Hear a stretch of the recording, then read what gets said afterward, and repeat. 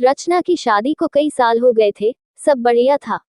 छोटी बहू होते हुए भी वो बड़ी का हर फर्ज निभाती थी क्योंकि बड़ी बहू तो आते ही अलग हो गई थी। रचना के सास ससुर को हर काम के लिए रचना ही लगती थी, फिर भी वो उसकी बुराई करना नहीं छोड़ते थे।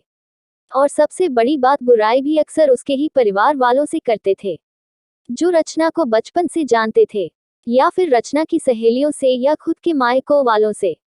पहली बार जब शादी के बाद रचना की दोस्त आई तो सासू मां ने उससे ही रचना की बुराई करना शुरू कर दी।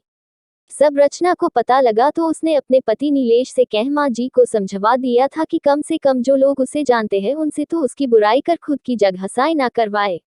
पर उन्होंने ना सुनी, बल्कि और ये आदत ही बन गई थी। आजकल तो अक्सर ये कहती कि रचना तुम पहले ये काम अच्छा करती थी, अब नहीं करती हो, फिर भले ही वो कोई भी काम हो। रचना की बुआ उसके ससुराल आई थी, तब सासू माँ की किटी पार्टी भी थी।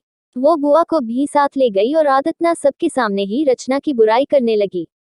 कहने लगी, रचना पहले सब अच्छा करती थी पर अब कोई काम ठीक से नहीं करती, ना ठीक से रोटी बनाती है, ना सब्जी, ना अच्छे से कपड़े पहनती है, ना बच्चों का ख्याल रखती है। वो और कुछ बोलती इससे पहले ही रचना की बुआ बोल पड़ी, लगता है ससुराल में आकर बिगड़ गई है, क्योंकि हमारे घर की तो वो बड़ी बेटी है और सारा घर और ऑफिस दोनों अच्छे से संभालती थी और बड़ों से लेकर बच्चों तक सभी का ध्यान भी रखती थी। आपके यहाँ आकर बिगड़ गई है। ऐसा कीजिए, महीने 2 महीने जमाईसा के साथ उसे मायके भेज दीजिए, हम सुधार कर भेज देंगे। अब रचना की सासू माँ का मुंह देखने लायक था, उन्हें बोलने के लिए शब्द नहीं मिल रहे थे, तो बस फिर उठकर चली गई ये कहकर कि आती हूँ, जरा कोई बुला रहा है।